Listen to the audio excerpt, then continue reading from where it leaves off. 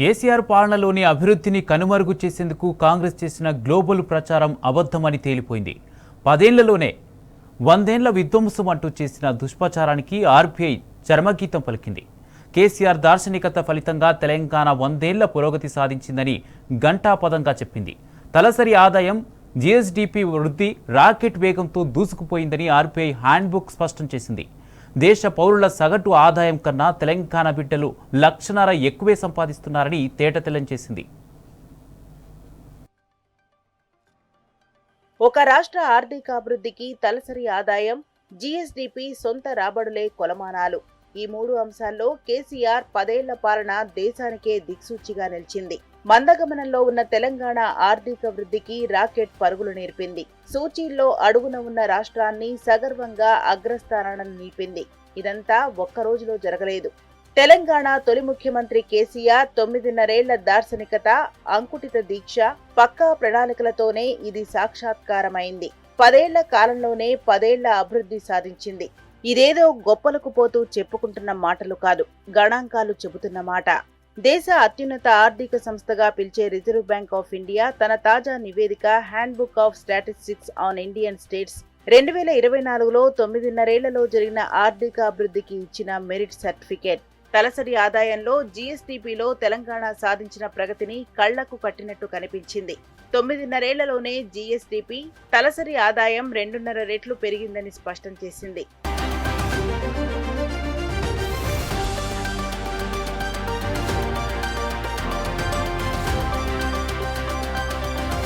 దేశంలో అతిపిన్న రాష్ట్రం తెలంగాణ. భౌగోళికంగా మనది 11వ స్థానం. జనాభా పరంగా చూస్తే 12వ స్థానం. దేశ జనాభాలో తెలంగాణ వాటా కేవలం 2.9%. కానీ దేశ జీడీపీలో తెలంగాణ వాటా ఏకంగా 5%. కేసీఆర్ ముఖ్యమంత్రిగా బాధ్యతలు చేపట్టిన వెంటనే తెలంగాణ ఆర్థిక రంగంపై ప్రత్యేకంగా దృష్టి సారించారు. తెలంగాణను ఆర్థికంగా ఉన్నత స్థితికి తీసుకురావడానికి ప్రణాళికలను రచించారు. ఫలితంగా ఎన్నో ఏళ్ల చరిత్ర కలిగిన రాష్ట్రాలు సైతం సాధించలేని ఆర్థిక రికార్డులను తెలంగాణ రాష్ట్రం కేవలం 9.5 ఏళ్లలోనే నమోదు చేసింది.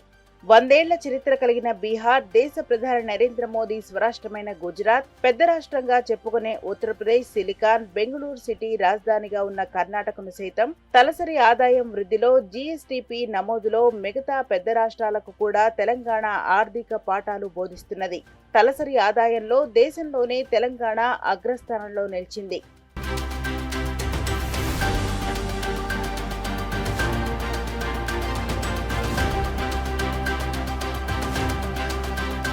ఒక రాష్ట్రం ఆర్థికంగా పరిపుష్టిగా మారాలంటే పన్ను వసూళ్లది కీలక పాత్ర. దేశ ఆర్థిక రాజధాని ఉన్న మహారాష్ట్ర దేశానికే రోల్ మోడల్ అని బీజేపీ పదే పదే వల్లెవేస్తున్నా గుజరాత్ కంటే తెలంగాణ జీఎస్టీ రాబడిలో కనీవిని ఎరుగని వృద్ధి సాధించింది. 5 ఏళ్లలోనే జీఎస్టీ వసూళ్లలో 125% వృద్ధి రేటు నమోదు చేసి అందరినీ ఆశ్చర్యానికి గురిచేసింది. 2018-19 ఆర్థిక సంవత్సరంలో తెలంగాణలో 28,786 కోట్ల రూపాయల జీఎస్టీ వసూలైంది. 2022-23 ఆర్థిక సంవత్సరంలో 51,870 కోట్ల రూపాయల జీఎస్టీ రాబడి వచ్చింది. అంటే 5 ఏళ్లలో జీఎస్టీ ఆదాయం 23,084 కోట్ల రూపాయలు పెరిగింది. కేసీఆర్ సారథ్యంలో వాణిజ్య పన్నుల శాఖ దేశంలోని అనేక రాష్ట్రాలకు ఆదర్శంగా మారింది. కేంద్ర పాలిత ప్రాంతం ఢిల్లీ మినహాయిస్తే తలసరి ఆదాయంలో తెలంగాణ దేశంలోనే అగ్రస్థానంలో నిలిచింది. రాష్ట్రం ఏర్పడినప్పుడు 2014-15 ఆర్థిక సంవత్సరంలో తెలంగాణ తలసరి ఆదాయం 1,03,889 కాగా 2023-24 ఆర్థిక సంవత్సరంలో రాష్ట్ర తలసరి ఆదాయం 3,56,564. 9.5 ఏళ్లలోనే తలసరి ఆదాయం 2,52,675కు పెరిగింది.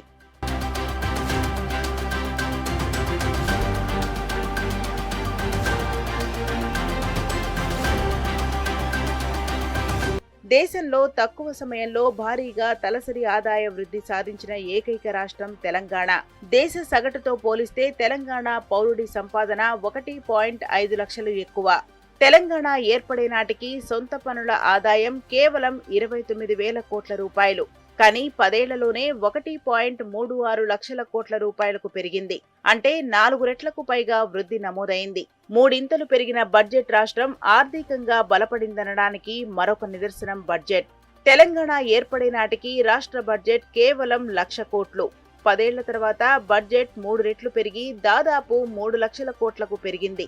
కాంగ్రెస్ ప్రభుత్వం నిరుడు డిసెంబర్లో విడుదల చేసిన శ్వేతపత్రం ప్రకారం చూసుకున్నా కేసీఆర్ ప్రభుత్వ హయాంలో 9 ఏళ్లలో 14.87 లక్షల కోట్ల బడ్జెట్ను ప్రవేశపెట్టి 12.25 లక్షల కోట్లు ఖర్చు చేసింది.